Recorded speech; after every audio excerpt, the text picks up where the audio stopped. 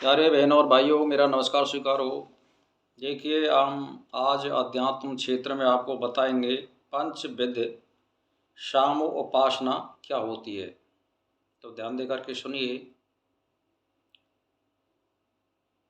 कि लोक में 5 प्रकार की शाम की उपासना करनी चाहिए।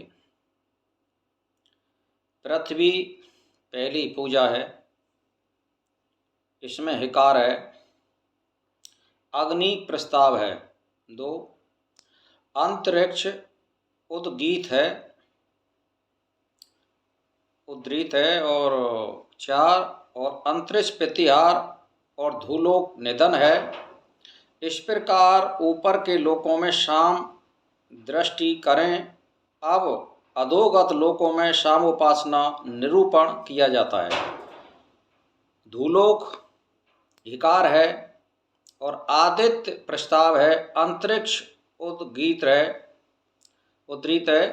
अग्नि प्रतिहार है, पृथ्वी निधन है। जो इसे इस प्रकार जानने वाला पुरुष लोक में पंचविध शाम की उपासना करता है, उसकी प्रति ऊर्ध्व और अधोमुख लोक भोग रूप में उपस्थित होते हैं।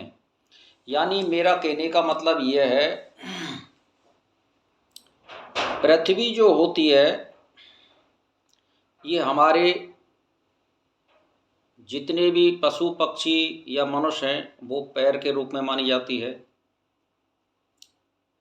और जो आदित्य जो सूर्य हैं वो हमारी जितने प्राणी हैं सब आँख के रूप में प्रतिष्ठित हैं।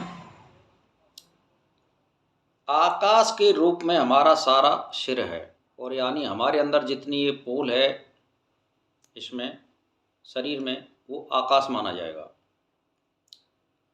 वायु रूप हमारे श्वास में आ रहा है और जा रहा है, आकाश तत्व में जा रहा है। और पानी है, जल है, उसको हम हर एक चीज़ के रूप में शरीर में प्राप्त कर रहे हैं। जैसे सब्जी बन रही है तो पानी में बन रही है, तो उसको भी हम पानी के रूप में ले रहे हैं। दिन में हम बहुत कुछ पानी के रूप में लेते हैं, रस भी लेते हैं या चाय लेते हैं, दूध लेते हैं और वैसे भी पानी पीते हैं। तो ये जल है, ये हमारे जल की पूजा हो गई। यानी शरीर में आप देखिए कि ये पांचों तत्व हमारे किस काम में आ रहे हैं। पृथ्वी, अग्नि, वायु, जल और आकाश। जो इस प्रकार से जान लेता है कि ये सारे सिस्टम मेरे शरीर में मौजूद हैं और मैं इसी से बना हूँ, उसके लिए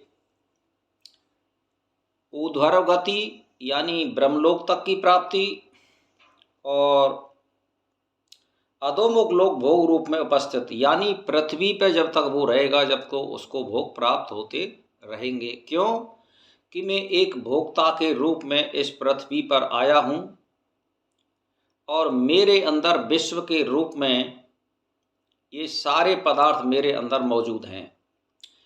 मन इंद्रियों के रूप में मेरे मौजूद है, आँखों के रूप में सूर्य मेरे पास मौजूद है,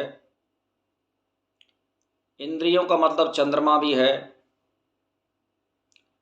और आकाश के रूप में हमारा सिर पूरा मौजूद है।